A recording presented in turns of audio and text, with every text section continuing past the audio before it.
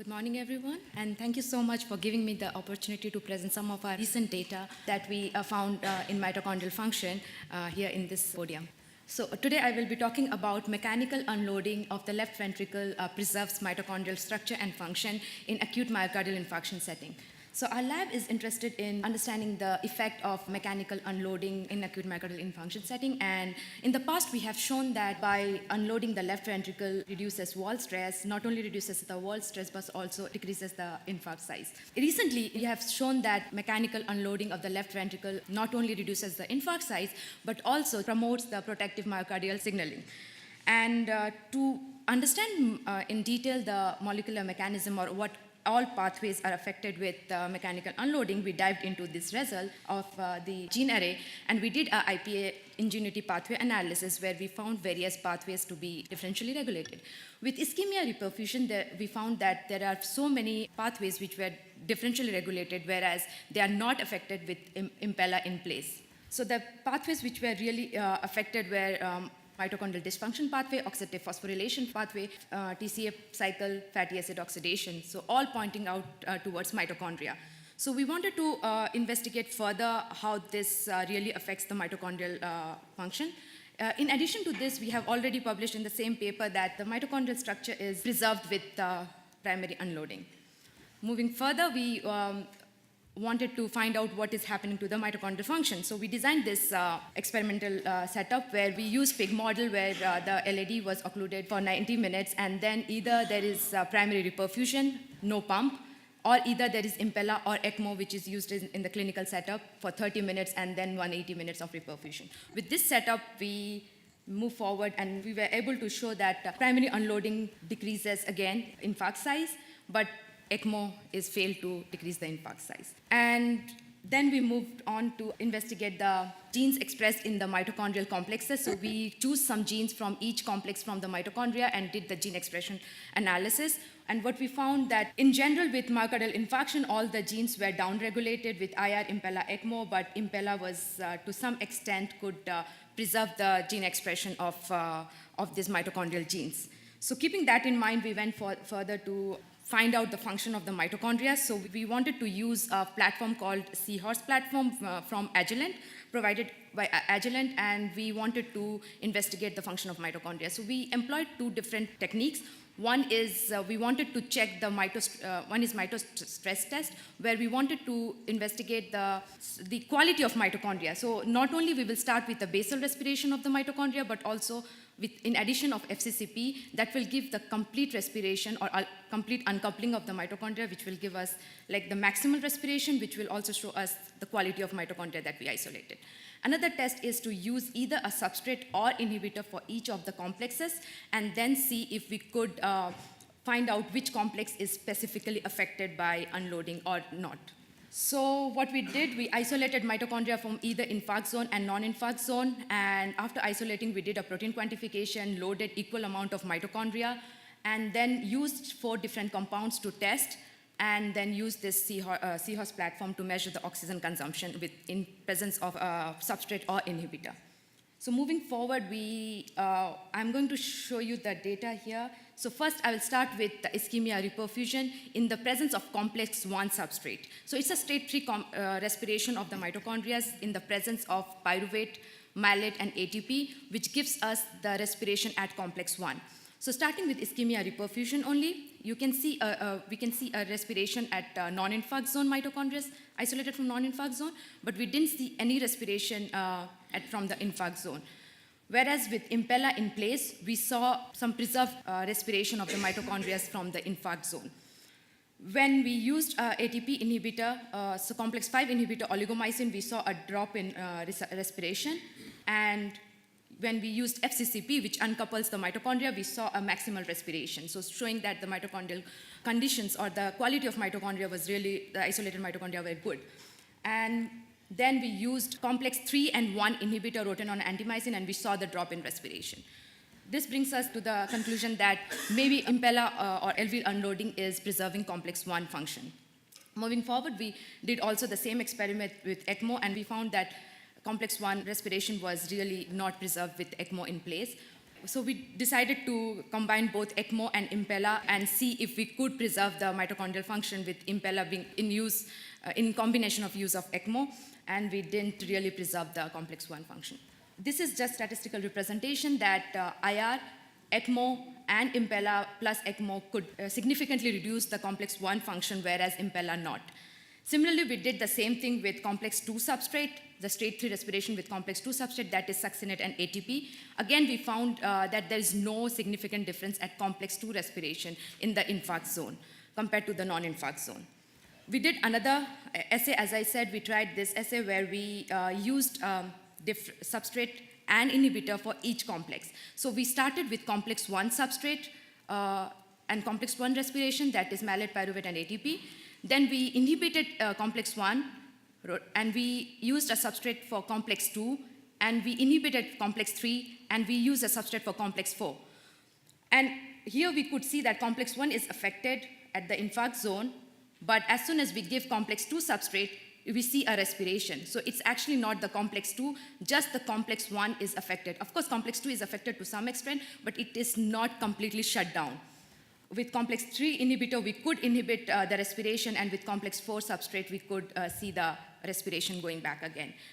With Impella, again, we could see a respiration at the infarct zone, so complex 1 is preserved at the, after unloading. And with complex 2 substrate, we see an increase. With complex 3 inhibitor, we see a decrease. And with complex 4, we see an increase. So all other complexes are somewhat intact, but the one which is really affected is complex 1. So primary unloading preserves complex 1. This is our take-home message. Again, coming to ECMO, we could see the same thing, that only complex 1 is really affected, like drastically affected, whereas all other complexes were to some extent working. In Impella and ECMO in place, we could not preserve the complex 1, or not other complexes were affected, only complex 1 is affected. With this, the summary of this whole talk is ischemia reperfusion and ECMO disrupts the function of complex 1, whereas Impella is able to preserve the complex 1 function. So this brings us to the conclusion of my talk, where we found out that unloading of left ventricle reduces the infarct size. Genomic analysis really identified that mitochondrial genes related to mitochondrial function and structure plays a potential important mechanism in limiting the mitochondrial damage. Complex 1 is preserved in the presence of Impella, not in ECMO. And our future studies would will attempt towards rescuing the complex 1 function in the presence of different preservative agents such as Venavia or ranolazine. And with this, I would like to thank our team, so Dr. Kapur's team, which helped me doing this research, and the MCRI, Core Physiology, and the funding agency. And thank you for your attention.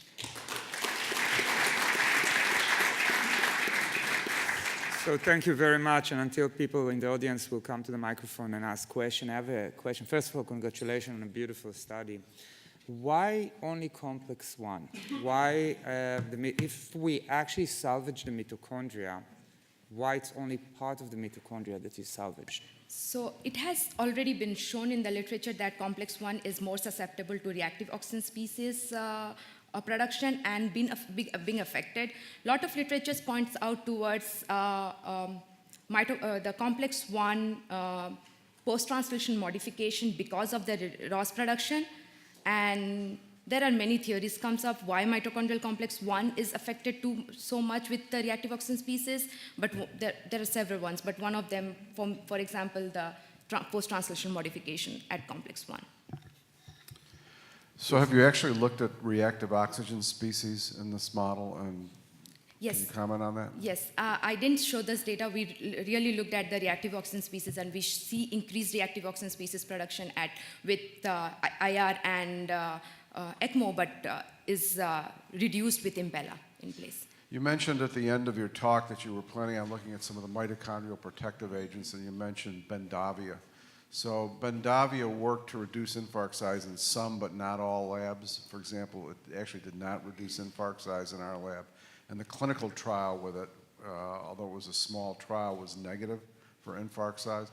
But the same company also has some other agents now which protect mitochondria that may be even more powerful than Bendavia. So if you speak to stealth, you may want to look at some other agents like SS20, which we did find reduced infarct size in our model. Yeah, we agree. We agree. We would look around, and also we have a thought that maybe it's also the timing is very important before reperfusion. So how long before reperfusion we need to give the drug, that it is preserving the mitochondrial function, and how. So that's the question we need to answer. Mark? Congratulations on this. It's really elegant work, and I particularly enjoy the ECMO arm, and it's now giving us some insight, perhaps, as to why we're seeing adverse clinical outcomes in the ECMO patients. But my question is, what was the timing for the ECMO Impella? We're seeing clinical improvement in outcomes for patients with that are getting an Impella device after ECMO. What is the timing in your model? Were they simultaneous? Was Impella added late after ECMO? Because it's intriguing that you're not seeing this in that Impella ECMO arm. Yeah, as per our the experimental design was the Impella was activated 5 to 10 minutes or 15 minutes before ECMO was on. So we thought maybe previously unloading the heart and then putting ECMO on place might preserve that, but we didn't see the effect, as you can see. Lila, how about just the actual degree of unloading you saw? Are you unloading with ECMO plus Impella? Yes, we are, even further than Impella. Unloading was even better than, even lower than Impella alone. Do you have a theory then why it did not preserve the complex 1 function? I don't know. I think it's maybe the metabolism in the heart is not changing. I mean, even though it's unloading, it was also a puzzle for us. Even though it was unloading, we could not preserve the function. So what is happening to the metabolism? So we think maybe Impella is changing the metabolism of the heart, and ECMO and Impella both in place is not changing the metabolism when we are reperfusing. So before reperfusion, it's not really conditioning the heart that way as Impella alone does. So, Dan? but we are still. Yeah, my question was essentially the same as what Mark just asked about the combination. And just to clarify that, so now I just want to make sure that when you use Impella plus ECMO, you get the same benefits as Impella alone. Is that correct? Or the opposite? No. Impella does not reverse the abnormalities of ECMO.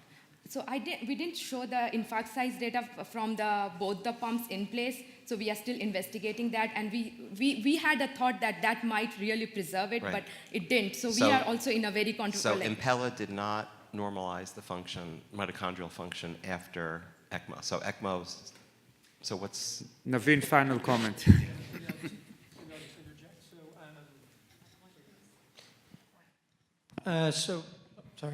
So we're completely baffled, is the answer. So we were expecting, we're always looking at loss of function, gain of function, when we're thinking about parsing out a scientific approach. And so the thought was with these observations that ECMO is not reducing the infarct size. That was the first observation. And the question was, is it just a load-dependent phenomenon? And so with ECMO, what we're seeing, we didn't show the hemodynamics, we're seeing that native cardiac output is going down, and mean arterial pressure is staying the same, as you might expect. And so the LV stroke work may be coming down a bit, but it's mostly because you're actually reducing how much the native contribution is, especially in this increased imposed load. So then the next question was, if we put in Impella, we thought this was very clinically relevant, first, and then try to protect the myocardium from the effect of ECMO. One is, what is the hemodynamic effect on the ventricle, and the second is, what's the effect on the infarct and the mitochondrial function. And to our surprise, we didn't see that putting in Impella first to protect the myocardium from the effect of ECMO worked. So that did not work. And so what we're seeing now, just preliminarily, is that the ECPella mitochondrial function is still impaired, and the infarct size is still as if there's no pump in place.